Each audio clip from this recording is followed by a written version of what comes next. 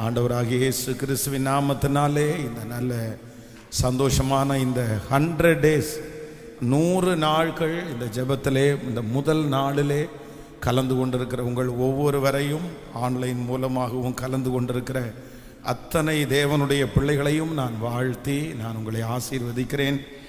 ஆண்டவர் நம்மை ஒரு காரியத்தை கர்த்தர் ஜெபிக்க செய்வாரானால் நிச்சயமாகவே ஆண்டவர் ஒன்றை செய்ய போகிறார் என்று அர்த்தம். யாருடைய இருதயத்திலெல்லாம் ஆண்டவர் எழுப்புதலை தருகிறாரோ, வேதத்தில் எங்கெல்லாம் ஜனங்களை ஆண்டவர் ஜெபிக்க வைத்திருக்கிறாரோ அங்கெல்லாம் ஆண்டவருடைய மகிமை வெளிப்படுகிறது.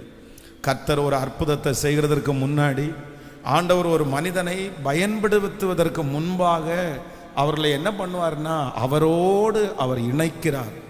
அவருடைய வார்த்தைகளோடு அவர்களை அவர் இணைக்கிறார். அதனால நான் நம்புகிறேன் ஆண்டவர் இப்படிப்பட்ட ஒரு நல்ல ஜெபத்தை கர்த்தர் கிருபையாய் ஆண்டவர் நமக்கு தந்திருக்கிறார்.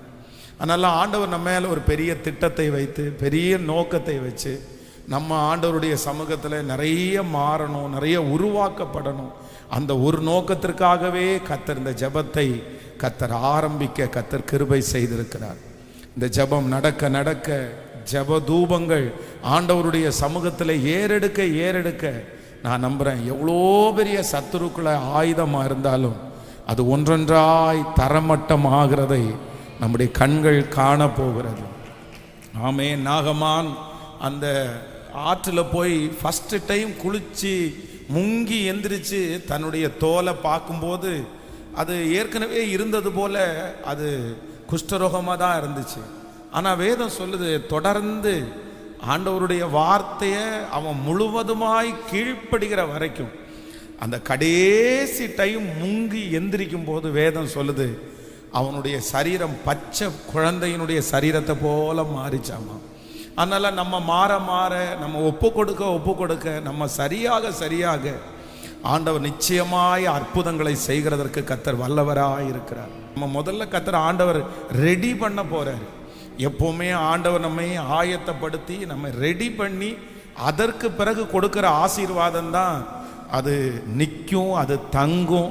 அந்த ஆசீர்வாதம் தான் ரொம்ப வேல்யூவான ஒரு ஆசீர்வாதமாக இருக்கும். ஆமேன். வேதத்தில் நீங்கள் ஆதியாகமத்தில் வாசிக்கும் போது வேதம் சொல்லுது, ஆபிரகாமை பார்த்து ஆண்டவர் சொல்கிறார். என்ன சொல்கிறார் அப்படின்னு சொன்னால், நீ போ, நான் உனக்கு காண்பிக்கிற அந்த மோரியா மலை ஒன்றிலே உன்னுடைய பிள்ளையை தகன பலியாக இடு அப்படின்னு ஆண்டவர் அனுப்புகிறார்.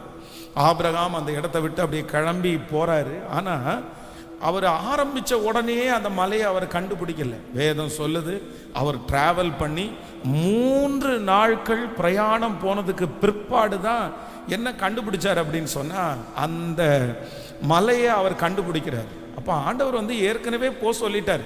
அந்த மலையை பார்க்கறதுக்கு முன்னாடி, பலி செலுத்துகிற இடம் எங்கே இருக்குன்னு கண்டுபிடிக்கிறதுக்கு முன்னாடி வீட்டை விட்டு கிளம்பி 3 நாட்கள் நீங்கள் ஆதியாகமம் 22ஆம் அதிகாரத்தினுடைய 4வது வசனத்தில் வாசிக்கும் போது வேதம் சொல்லுகிறது, 3ஆம் நாளில் ஆபிரகாம் தன் கண்களை ஏறெடுத்து பார்த்து தூரத்தில் அந்த இடத்தை கண்டான். அப்பொழுது ஆபிரகாம் தன் வேலைக்காரனை நோக்கி, நீங்கள் கழுதையை நிறுத்தி இங்கே காத்திருங்கள், நானும் பிள்ளையாண்டானும் அவ்விடம் மட்டும் போய் தொழுது கொண்டு உங்களிடத்திற்கு திரும்பி வருவோம் என்றான். அப்போ கர்த்தருடைய பிள்ளைகளே கிளம்பி புறப்பட்டு போய் 3 நாள் தாண்டி தான் அந்த மலையை கண்களை ஏறெடுத்து பார்க்கும்போது அந்த தூரத்தில் அந்த இடத்தை கண்டான். 3 days. அப்போ சில நேரங்களில் ஆண்டவர் நம்மை புறப்பட பண்ணும்போது நம்ம கண்டுபிடிக்க முடியாது. நம்ம எங்கே கொண்டு போகிறாருன்னு கண்டுபிடிக்க முடியாது.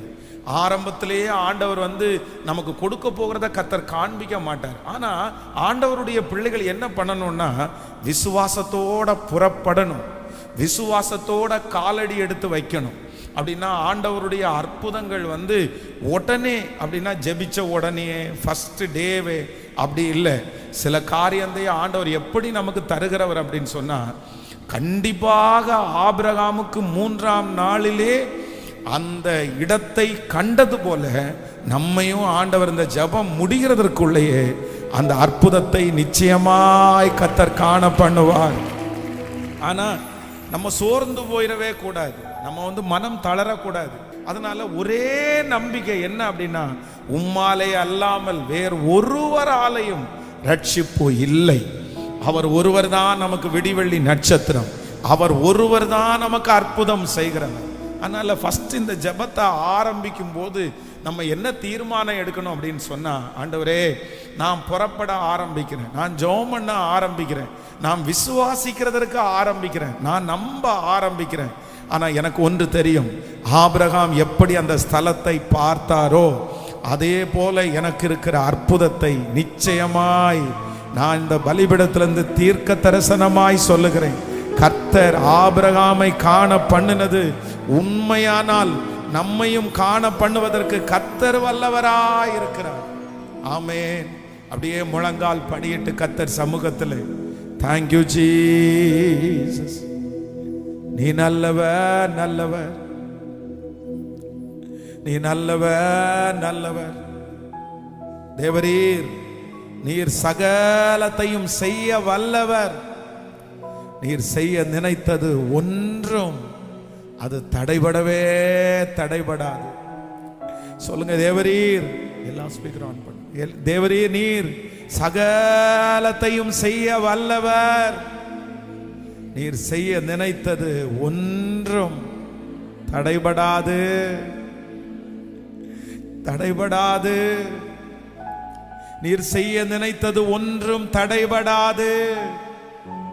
இதை ஆரம்பிக்கிறதற்கு எங்களுக்கு பலன் தருகிற கண்மலை நீர் ஒருவர் மட்டும்தான் ஆண்டவர்.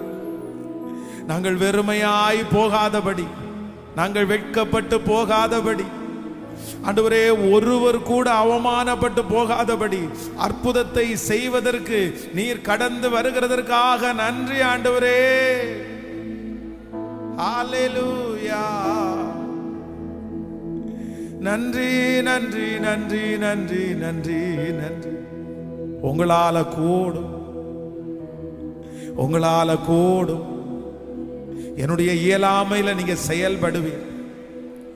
உன் கரம் அதை செய்து முடிக்கும்னு நாங்க நம்புறோம் ஆண்டவரே.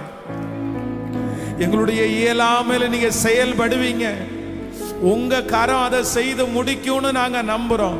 மலையையே பெயர்க்கிற அளவிற்கு உங்களுக்கு வல்லமை இருக்குமானால் எங்களுக்கு முன்பாக இருக்கிற தடைகள் உமக்கு ஒரு பெரிய காரியமே அல்ல. அந்த தடைகளை உடைக்கிற தேவன் எங்களுக்கு முன்னே, தடைகளை உடைக்கிற தேவன் எங்களுக்கு முன்னே கடந்து போகிறதற்காய் உம்முடைய அக்கினியினால், உம்முடைய மகிமையினால் பர்வதங்கள், மலைகள், பர்வதங்கள் மெழுகு போல உருகி போகிறதற்காய் ஸ்தோத்திரம் ஸ்தோத்திரம். ஹல்லேலூயா.